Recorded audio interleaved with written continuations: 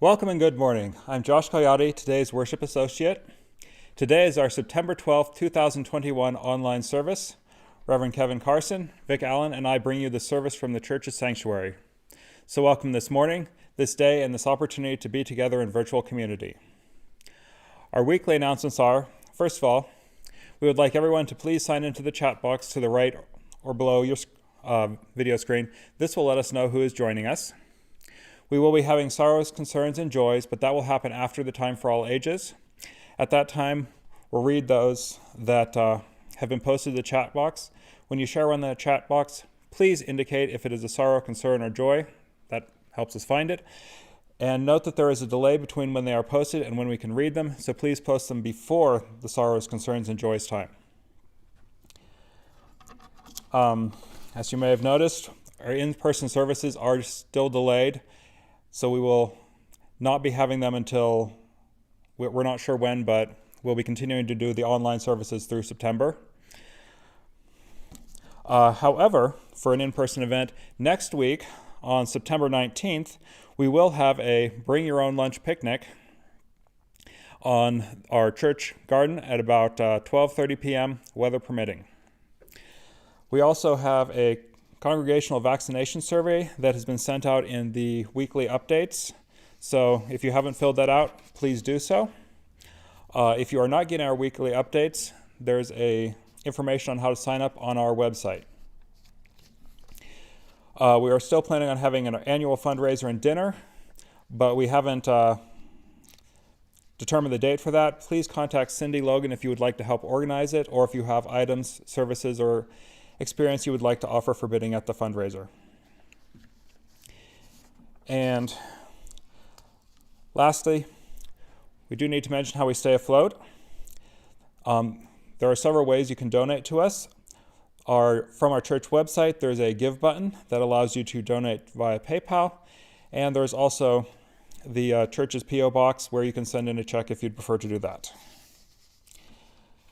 And now, let us begin with our prelude. Peace bowl. I apologize for that.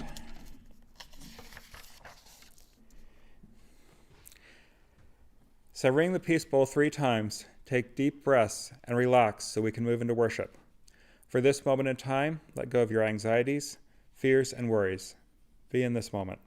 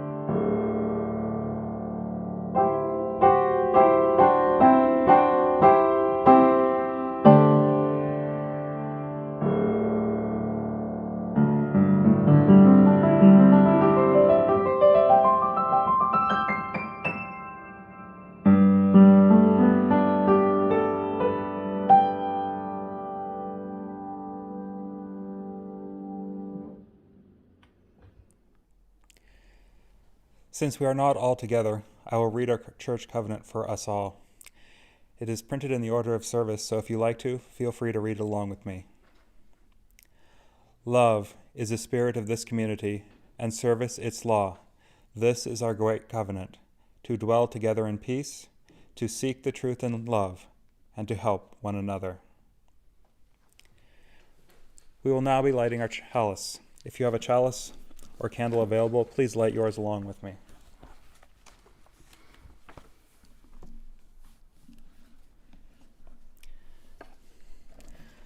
Life is a gift for which we are grateful. We gather in community to celebrate the glories and the mysteries of this great gift.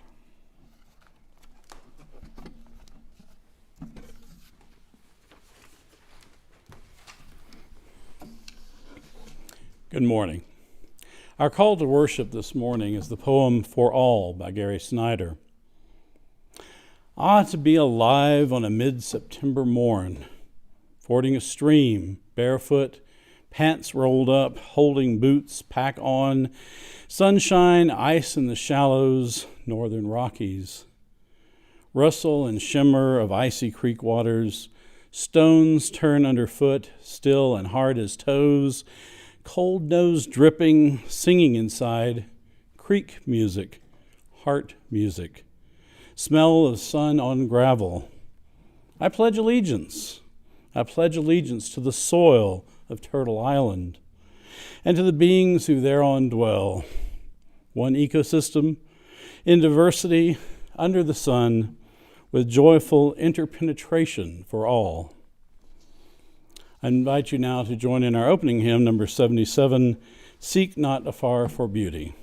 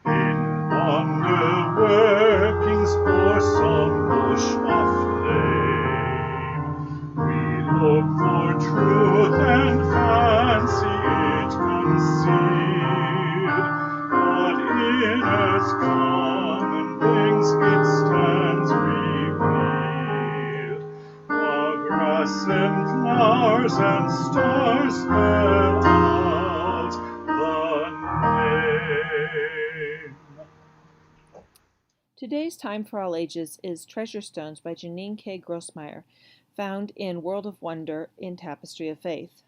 It's read by Elizabeth Coyote, Director of Lifespan Faith Development. The artwork you will see is paintings by Arthur Lismer, the subject of our story today.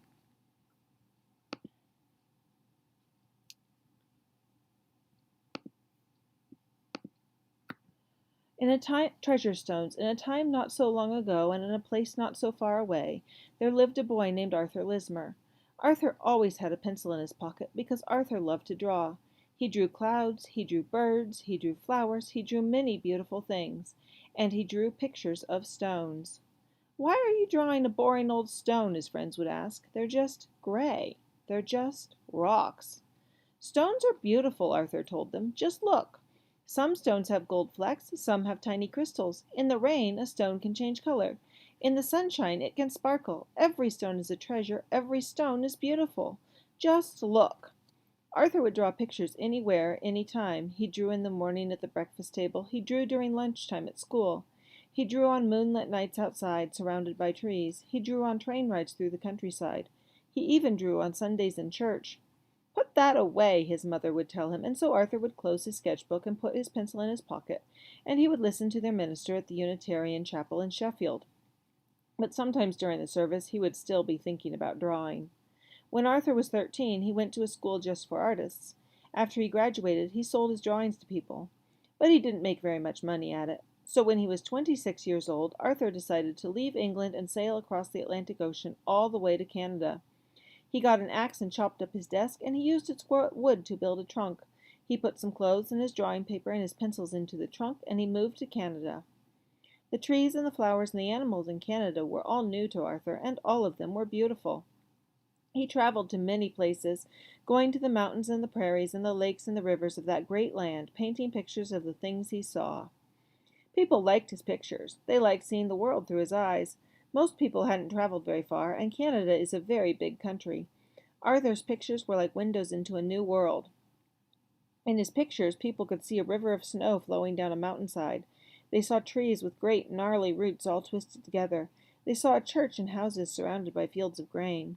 They saw gray rocks colored bright red by the setting sun. They saw a tree bowing in the wind, and above it little white clouds following each other across the sky like little ducklings in a row. People hadn't seen that before. They hadn't realized just how magnificent Canada was. "Just look," Arthur said. "Look and see." Many people bought Arthur's pictures to put into their homes. People put his pictures in schools and in offices and even on postage stamps. 5 years after Arthur came to Canada, he became a teacher in an art school, showing people how to create art, not just with paper and pencil, but with wire and cloth and felt and fur and bits of rocks and bits of all kinds of things. On Saturdays, he taught classes in a museum. People of all ages came, all in the same room. Parents learned right along with their children. Arthur would talk for a while about the paintings, about the artists who created them and where and when the paintings were made. And then he would ask everyone, "What do you see in that picture? What do you think it means? What do you like? What kind of beauty is there for you?" On Sundays, he taught children at his Unitarian church. "Let's go outside," he would usually say. "Let's see what we can find. Let's see." "I found a stone," a child said one day. "It's just gray." "Let's see," Arthur said. He licked his finger to get it wet. Then he rubbed his finger on the little stone. The stone turned pink, and then purple, and then gray again. "It's like a rainbow," the child said.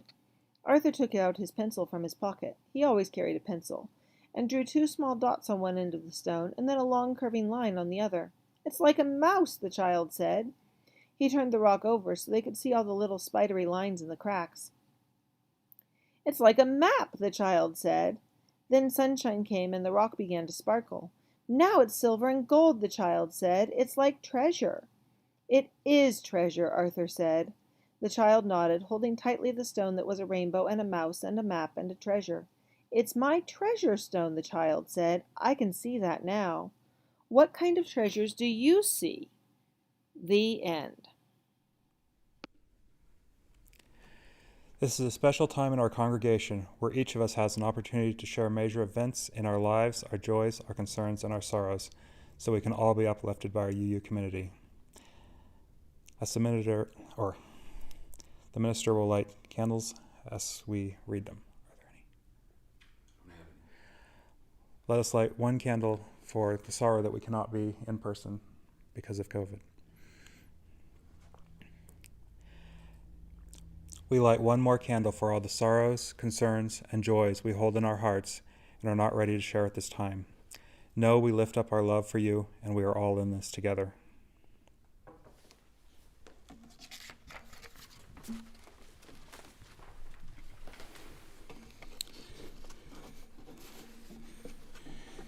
Our reading this morning is an excerpt from the book Earth, Our Original Monastery by Christine Balters Paintner.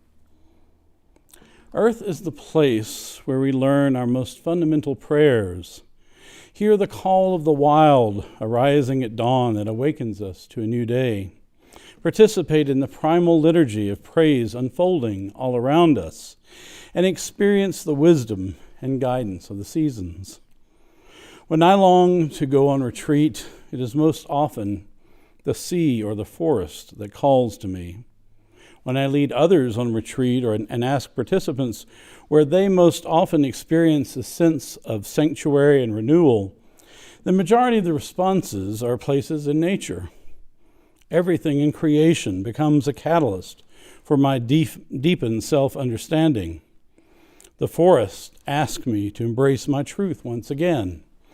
The hummingbird invites me to sip holy nectar. The egret to stretch out my wings. The sparrows to remember my flock. Each pine cone contains an epiphany. Each smooth stone offers a revelation. I watch and witness as the sun slowly makes her long arc across the sky and discover my own rising and falling. The moon will sing of quiet miracles, like those that reveal and conceal the world every night right before our eyes. I crave a wide sea of wordless moments that allow me to express myself in another language, one more ancient and primal. I want to become a disciple of silence and hear in that shimmering soundlessness the voice of the one who whispers in stillness, whose singing vibrates in stones, who out of the silence calls forth a radical commitment of which I do not know yet the shape.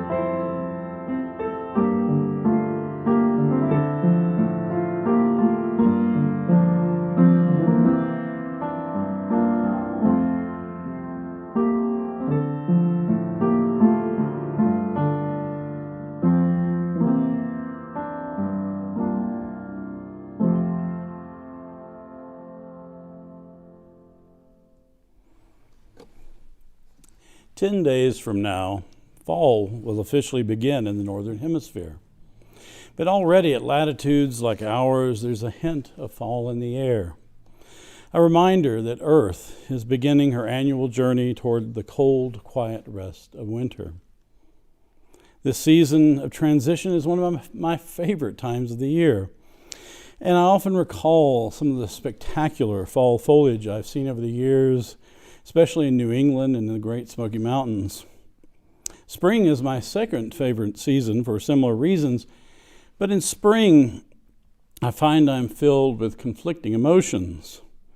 There's an undeniable beauty of watching the world reawaken and once again become verdant and green with the beauty of the world teeming with life. But it is a difficult season for me as an Appalachian trail hiker. Every spring I become stricken with a profound case of Springer fever. If you've never heard of Springer fever, let me assure you it can be a painful condition that afflicts the heart and soul of anyone who has truly fallen in love with the Appalachian Trail. And it makes life indoors almost unbearable. It is caused by a deep longing to return to Springer Mountain, Georgia, the southern terminus of the trail, and to begin walking north, chasing spring along the wilderness spine of the Appalachian Mountains from Georgia to Maine. I have been managing my chronic case of Springer fever for the last 29 years, ever since April 3rd, 1992, when my wife and I began our long hike north.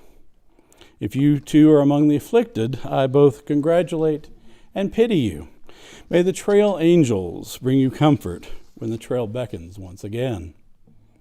Now, admittedly, my account of Springer fever is a bit tongue-in-cheek, but the idea that our mental and physical well-being suffers when we are separated from nature is a serious consideration. This is hardly breaking news. We have centuries of anecdotal evidence from sages, poets, and philosophers, and now we can add solid science to bolster the argument. Several recent medical studies are confirming that there is not only great healing power in nature, but that separation from nature itself is detrimental to our physical and mental health.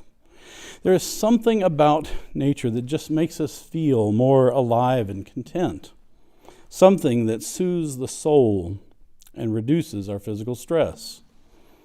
Time spent in nature seems to make all of us kinder, gentler, and more trusting. And these are qualities we could certainly use more of in today's world. As it turns out, some of the benefits can even be felt indoors when we are surrounded by the sights and sounds of nature. One group of researchers, for example, found that simply seeing images of wildlife and natural landscapes reduced violence among prison inmates. Another study found that humans find the sound of water, wind, and bird song to be very soothing because it is random and non-repeating. Bird song in particular seems to trigger a feeling of freshness, so much so that some British petroleum gas stations began playing recordings of birdsong in their bathrooms to encourage this association. For the full mental and physical benefits, though, we need to spend time in a real natural environment. And in our increasingly urbanized world, it is becoming clear how important it is to have access to green spaces. In a study at Stanford, for example, researchers examined the issue of why urban dwellers suffer higher rates of depression than those who live in more rural environments. And their findings suggest that a simple walk in the woods can make a world of difference. The study looked at neural activity in an area of the brain associated with self-focused behavior, such as rumination, which is the compulsive focus on one's distresses that often accompanies depression. Healthy participants were tested before and after 90-minute walks in both urban and rural settings. And what the researchers discovered was that the setting was critical. There was no indication that walking in the urban environment provided any relevant benefit. But there were significant decreases in both measured neural activity and the self-reported feelings of the participants in the rural context. The study's authors concluded this study reveals a pathway by which nature experience may improve mental well-being and suggests that accessible natural areas within urban contexts may be critical resources for mental health in our rapidly urbanizing world. As I said earlier, this is only a reaffirmation of something human beings have felt intuitively for a very long time. One good example can be seen in the story of the hymn, "This is My Father's World," which was our gathering music this morning. Some of you may have recognized the tune from the soundtrack to Ken Burns' series on the national parks that came out several years ago. The tune for the hymn is the traditional English melody named Terra Beata, which is Latin for blessed earth.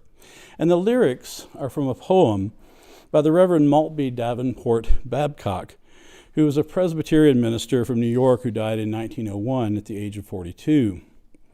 I chose an instrumental version of the hymn this morning because some of the lyrics are a little too theistic and patriarchal for my taste, but overall I appreciate the nature spirituality the hymn expresses. When you have a chance, you may want to check out one of the several versions with lyrics on YouTube. Babcock's widow published the poem posthumously in a collection of Babcock's writings, and it was set to music by one of his friends, Franklin L. Shepard, in 1915. Babcock suffered with depression for many years, and he often sought the solace of nature on hikes around the Niagara Escarpment in upstate New York. When he would head out to the wilderness, he would tell his wife he was, quote, going out to see the Father's world. Like so many before and after him, Babcock felt closer to the divine in nature, and he also felt it was therapeutic for his mental health. Though the concept of the soul is a great topic for debate, I think everyone can agree that our sense of spiritual peace is intertwined with whatever emotional turmoil and mental anguish is present in our lives. It seems that nature, in her wildness, offers us healing on many levels if we are open to it and are given the chance. Now, before I go any further, I should say something about the words nature, wildness, and wilderness, which I've used with impunity as if they needed no explanation. The word nature can be particularly vague, since it is sometimes used to describe the entire cosmos, which, of course, includes all the human creations that are frequently the source of our stress and alienation to begin with. You could argue, for example, that a factory or a landfill is as much a part of nature as a tree or anything else, since everything is made of atoms after all. I use the word nature in the more conventional sense to describe the domain of plants and animals that exist apart from the so-called civilizing impact of human endeavors, the domain of life that represents processes that developed over billions of years of evolution into an intricate web of relationships. Humans are, of course, part of nature, but from nature's perspective, we are only one species among the multitudes. Wildness is also a tricky word. When Thoreau wrote the famous phrase, "In wildness is the preservation of the world," he was not only speaking about the external wildness of the natural world, he was speaking of an intrinsic wildness that he believed to exist in all creatures, including humankind.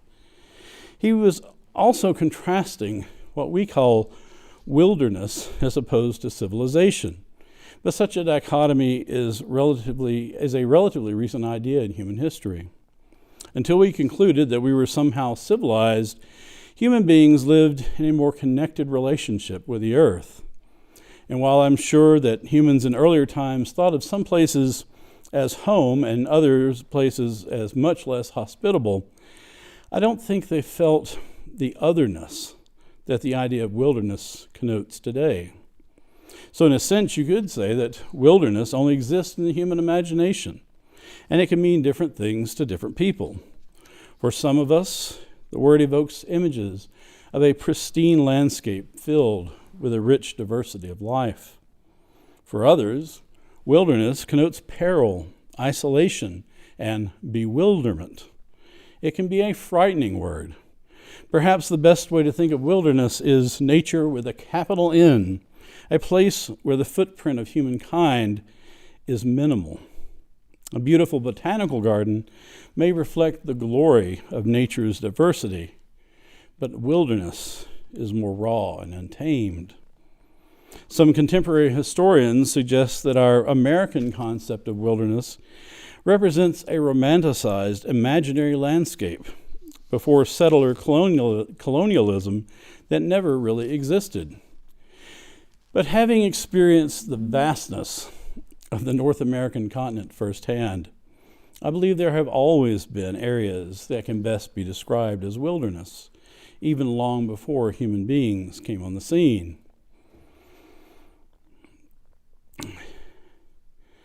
So, returning to the question of how we benefit from nature and wilderness, it is easy to reimagine how we could gain healthful benefits and even strong spiritual feelings from a walk across a spring meadow full of wildflowers or down a woodland trail in the splendor of the fall.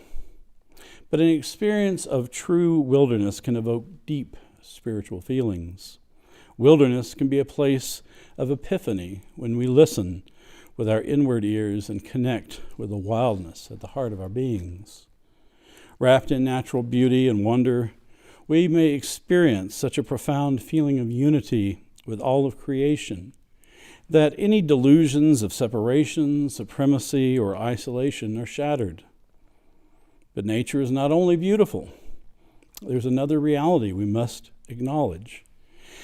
Nature is red in tooth and claw, as Tennyson says, and it can seem ruthlessly indifferent to our suffering. Any hiker will attest that the rain surely falls on the just and unjust, especially when you really don't welcome it. It is important that we recognize this aspect of our relationship with nature and not in our genuine love and adoration turn Mother Nature into a more loving character than she really is. We need nature, and in truth, we are part of it. And we must respect our place within it with rational honesty. But this doesn't mean nature is our enemy or nemesis. Nature is good, but not always safe for human beings or any other species for that matter.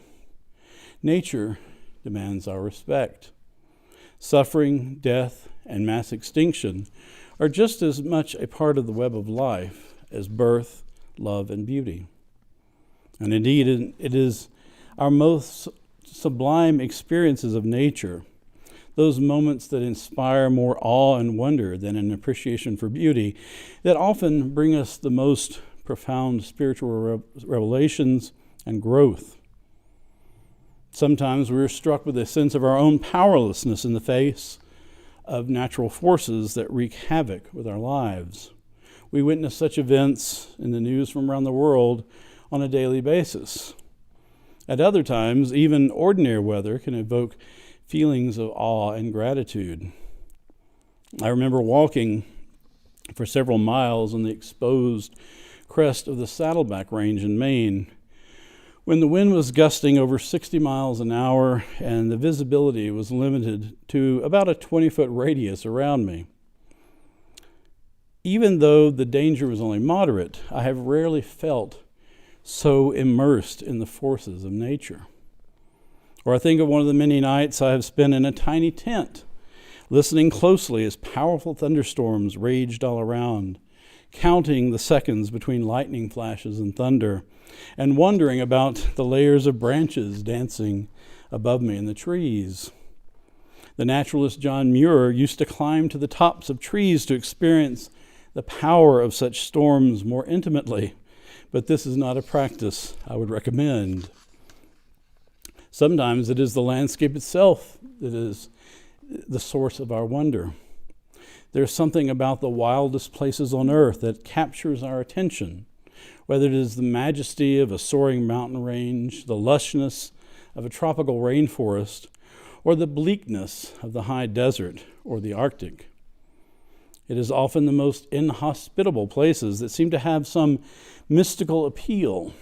One of my favorite spiritual writers, Belden C. Lane, explores this idea very nicely in his book, The Solace of Fierce Landscapes. As Lane uncovers, there is a reason that places like the Egyptian desert, which was home to the so-called desert fathers and mothers of early Christianity, are so fruitful in producing great spiritual teaching. The outer wilderness of fierce landscape seems to provide the perfect setting to explore the inner wilderness of the soul. In the spiritual imagination of many traditions, wilderness has been a place of trials and tribulations, or the purgation of sin, even the abode of demons and other forces of darkness waiting to challenge us, the howling wilderness that unnerved the Puritan imagination in the New World. Prophets go to wild places to encounter the divine, to pray and to write psalms. Holy men sit in wild forests until they achieve enlightenment. Sacred mountains, wells, rivers, and caves are venerated by peoples across the earth. Pilgrims journey to such places to pay homage, or they travel for weeks on sacred pathways.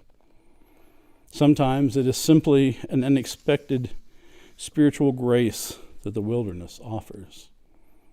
For most of recent history, especially in Western culture, the natural world has come to be seen as a mere backdrop for the more important saga of human progress. We have written our story in a way that sets us apart from nature to a degree that everything non-human is reduced to being mere resources for our consumption and exploitation. By Thoreau's time, in the mid-1800s, wilderness was not just something to be avoided. It had become an affront to our modern sensibilities. And it cried out for our plow and axe to deliver it into the civilized world. Dominion over nature was seen as a God-given right, and we had the technology to make it a reality. To allow wilderness to flourish could even be seen as sinful. But while others looked at the countryside around Concord, Massachusetts, and celebrated the cultivation of farms and the burgeoning townships, Thoreau grew alarmed at the prospect that civilization might one day erase all traces of wildness from the land. Can you even imagine what he might feel today? Fortunately for us, a growing number of people in the latter half of the 19th century became inspired by strong feelings about wilderness, and they began to advocate for the preservation of wild places. We enjoy their legacy today in the national park system and other lands set aside for conservation. But even now, there are those who see little value in wilderness protection, and some even have an open disdain for such places. They look at public lands as a treasure that must simply be plundered for profit, if only the environmentalists and bureaucrats would get out of the way. I honestly pity these people, and I am grateful not to be afflicted by such a soul-crushing worldview. Fighting against this mindset has kept me active in wilderness organizations for decades, and it will continue to motivate me as long as I'm able. The stakes are just too high. It is not just a question of whether we have trails and scenic landscapes to enjoy on our next vacation. The very preservation of humanity is at risk. The link between human health and nature extends to the overall health of the planet. Natural ecosystems that have evolved over millions of years contain a balance and diversity that is fundamental to life on Earth as we know it. We shouldn't be surprised when we begin to see repercussions from our reckless disregard for nature. Already, human activity has accelerated the rate of extinction of plant and animal species to an alarming level, and we have fundamentally altered the very climate of the planet. If we fail to address climate change in a substantial, meaningful way, we will suffer more than just economic loss or even threats to our physical and mental health. We will suffer a great spiritual crisis too. To witness a majestic creature like the polar bear on the brink of extinction as the ice melts more every year is a moral and spiritual tragedy. We have failed so many species already, extinct long before their time, and we continue to fail. Our souls and the souls of countless generations of our descendants cry out for us to redeem ourselves, to find ways to secure and sustain the wild places before it is too late. I don't want to live in a world without bears or wolves or mountain lions or elephants. I don't want to hear the deafening silence of a spring without birdsong. I can't imagine what it would even mean to be human in such a world. And I doubt our species would last very long in such a biologically impoverished world anyway. But this does not have to be. We can take the admonitions of Thoreau and like-minded folks through the ages to heart. We can preserve and experience the wildness of the world for generations to come. We can revel in its beauty and bask in the awe and wonder of nature in its most raw and pristine forms. Feel the solace of fierce landscapes and recognize its sacred dimensions. We are forever connected, and so we must look to nature for healing and guidance and believe in our hearts that such things will come to pass.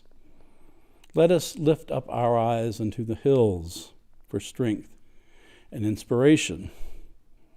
Let us make time to immerse ourselves in nature, to nourish our bodies, minds, and spirits. In wildness is the preservation of the soul. I invite you now to join in our closing hymn, number 53, I Walk the Unfrequented Road.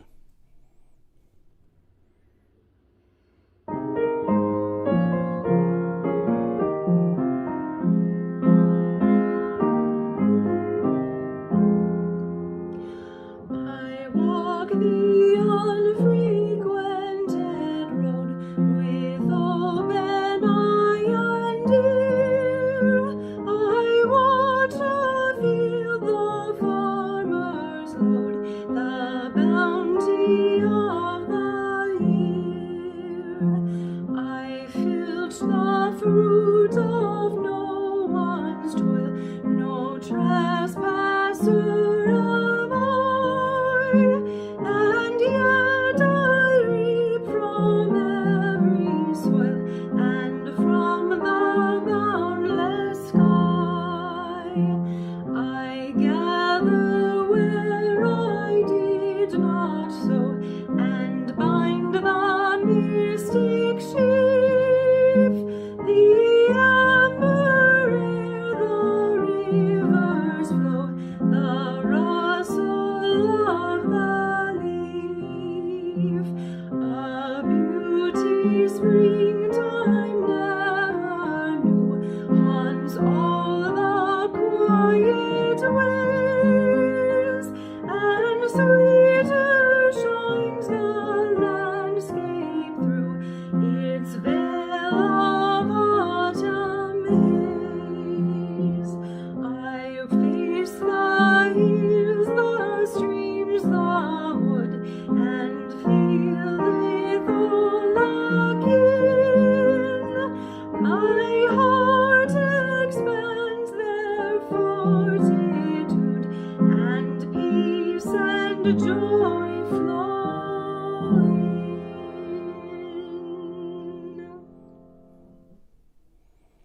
Our closing words this morning are from the book The Singing Wilderness by Sigurd Olson.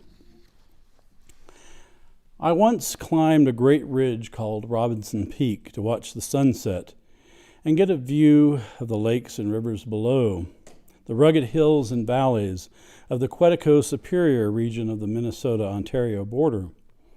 When I reached the bald knob of the peak, the sun was just above the horizon, a flaming ball ready to drop into the dusk below.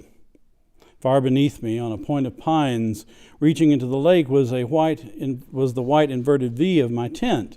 It looked like very tiny down there where it was almost night. As I watched and listened, I became conscious of the slow, steady hum of millions of insects, and through it all the calling of the whitethroats and violin notes of the hermit thrushes. But it all seemed very vague from that height and very far away. And gradually they merged one with another, blending into a great enveloping softness of sound, no louder, it seemed, than my breathing. The sun was trembling now on the edge of the ridge. It was alive, almost fluid and pulsating, and as I watched it sink, I thought I could feel the earth turning from it, actually feel its rotation. Over all was the silence of wilderness, the sense of oneness, which comes only when there are no distracting sights or sounds, when we listen with inward ears and see with inward eyes, and we feel and are aware with our entire beings rather than our senses.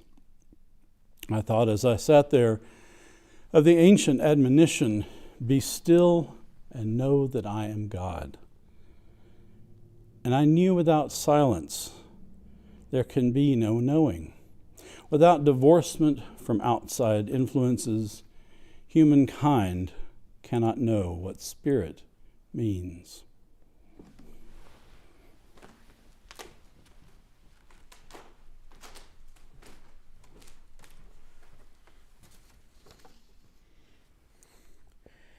We will now extinguish our chalice with the following words. We extinguish this flame, but not the light of truth, the warmth of community, or the fire of commitment. These we carry in our hearts until we are together again.